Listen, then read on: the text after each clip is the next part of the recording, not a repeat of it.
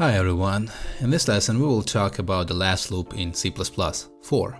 Very often there are situations when you need to repeat certain actions a certain number of times. For example, you have a collection of certain data and you need to perform an operation on all of them. To do this, you need to go through each element of this collection and separately perform an operation on each.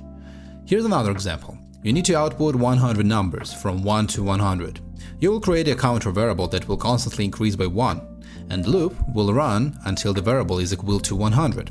The for loop is created just for such actions. Again, you can always use the while loop to solve all loop problems, but in some cases it will be more convenient to use the do while loop and in others the for loop. Let's look at the syntax for using this loop. First, you write the word for. Then you open the parentheses, and there are three parts to it. The first is the initialization expression. The second is the conditional expression. The third is the modification expression. Then you close the parentheses and you write a statement that will be executed. Also, here the statement is not enclosed in curly braces because the for loop, like other loops, only needs one command.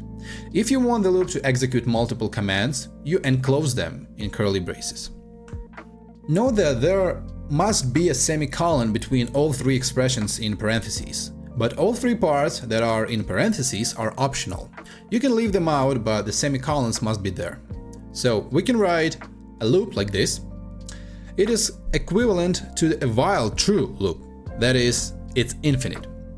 And it works the same as a while true loop.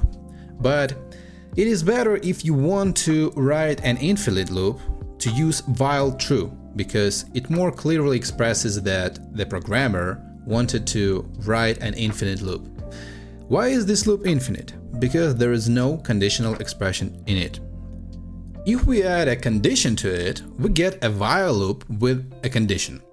The thing is, since you haven't written any other parts in the for loop yet, all it will do is check the condition and if it's true, execute the statement. In other words, it works just like a while loop. But it's better to use a while loop in this case, since you don't need to write extra semicolons. The for loop only becomes useful when you use all the blocks in the parentheses. Let's look at them one by one. The first block usually contains counter variables, that is, variables that will increase or decrease by 1.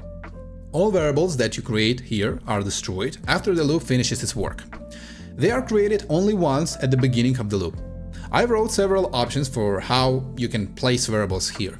You must specify the type of the variable, its name, and initial value. After that, you must write a semicolon to show the compiler that the initialization block is finished.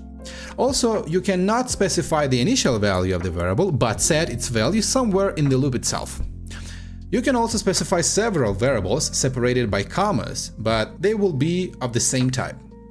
You can't create several variables of different types in this block. Each variable can be specified with an initial value. But don't place too many variables. Usually 2 are enough, but if there are more, the code can become difficult to read. We are already familiar with the condition block. Here you can write the conditions that you write in other loops and if statements. If you don't write a condition, it is considered to be automatically true, that is, the loop will be infinite. The main thing at the end of the condition block is to put a semicolon so that the compiler understands that the block is finished.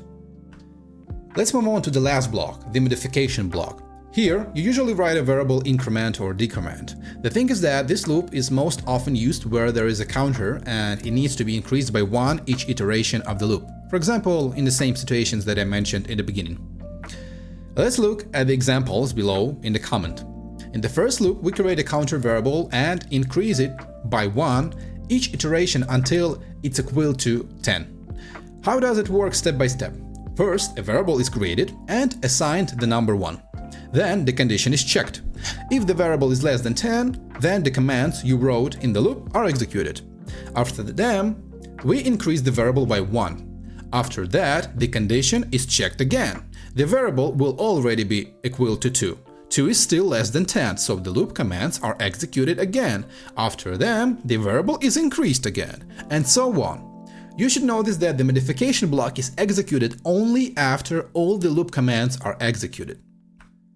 In the second example, I create a variable number and check if it's greater than or equal to -10. If so, we execute the commands and then decrease it. In the third example, I create several variables with different values, write a more complex condition, and know that in the variable block I change both the first and second variables. I just put a comma between the two commands. You don't have to use only increment or decrement. Here you can modify the variable as you wish. Let's look at the examples in the code. I wrote 3 examples. Each one is separated by curly brackets for convenience. You don't need to write them. In the first example, I want to display 10 numbers on the screen from 1 to 10. To do this, I first display the text on the screen, then we start the for loop. In it, the variable number is first created, which is assigned value 1. After that, the condition is checked. 1 is less than 10, so it's true, which means the loop command is triggered, which displays our number on the screen and a space. After that, the number is incremented. The variable is now equal to 2, and the condition is checked again. And since 2 is less than 10, our command is executed again. And so everything is repeated until we display 10 numbers, the variable becomes equal to 11, and the loop ends, after which the variable is destroyed.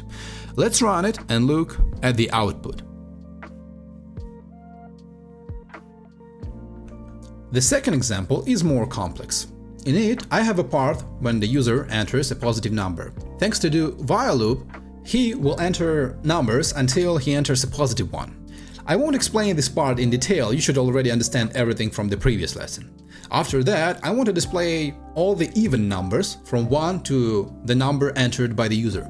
An even number is a number that is divisible by 2 evenly. For example, even numbers from 1 to 10 are 2, 4, 6, 8, and 10.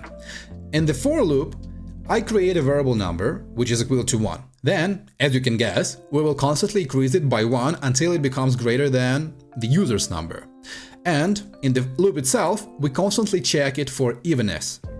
If the number is even, we display it on the screen. Note one interesting thing. The for loop, like other loops, only needs one statement. We have an if statement, so it's not necessary to put it in curly brackets. But if also needs one statement. In our case, it is a command to display a number on the screen. Therefore, inside the if statement, our commands are also not in curly brackets, although you can constantly write curly brackets in loops and if statements if you like. Let's run the program and see how it works. In the third example, we wrote code that prints a rectangle that is empty inside. We create several constants that are responsible for the dimensions of the rectangle. Next, we have 2 for loops. The first is external, the second is internal. Thanks to the first, we go through each row of the rectangle. We have 4 of them. Then, inside, we go through each column. We have 5 of them. It turns out that with each iteration of the outer loop, we will constantly run the inner loop. Each row consists of 5 columns, so the inner loop will have 5 iterations. And since we have 4 rows, the outer loop will have 4 iterations. And thanks to these 2 loops, we go through each cell of the rectangle. I want my rectangle to be empty inside, but its borders to be drawn with stars. To do this, we must constantly check whether our rectangle cell is on its edge. How to do this? The outer cells are either on the first row, or on the first column, or on the last row, or on the last column. That's why I wrote such a big condition. I write its result to the isOnEdge variable. And then, thanks to the ternary operator, I check the following. If the cell is on the edge of the rectangle, then we draw an asterisk or star. If not, then a space. Let's run the program and look at its output. So these examples should be enough to more or less understand how the loop works. But the for loop has 2 versions. You just saw the first one. Let's move on to the second one. Let me open the next project. In it, I wrote the syntax for using the second version of the loop. This version is called range-based for loop. It works with a range of values or with collections of values. First you write the word for, then open parentheses. They have two parts, creating a variable and specifying an object that will act as a range of values. This loop works in such a way that it itself knows the beginning and end of the range in the object. If there are 5 numbers in the object, then the loop will have 5 iterations. In each iteration, our variable will be assigned the value of the next element of the range. Now it may be difficult for you to understand how this loop works, but I will record a separate lesson for the range-based for loop when its time comes. You just need to know a lot of things to understand how this loop works. These include functions, classes, containers, references, the word auto, and many other things. So put that information aside for now. Below, I have written some examples of using this loop. We use it with an initializer list, with an array of numbers, and with a vector. Someday you will know every line of code that is here. Let's look at the first example.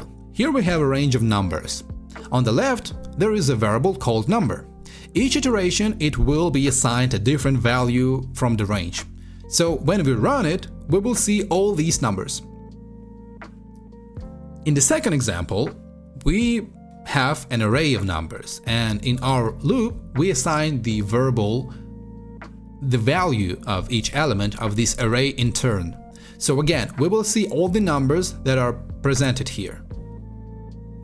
In the third example, we use a vector. A vector also represents a range of numbers, so the loop will go through all its elements and bring them to the screen.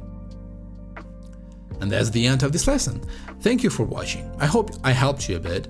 If you enjoyed this video, you can support me by liking this video, writing a comment under it, subscribing on the channel, becoming a sponsor of my channel to grant access to practice lessons, or donating me through the link in the video description. All these things popularize my channel and motivate me to record more lessons for you. Goodbye.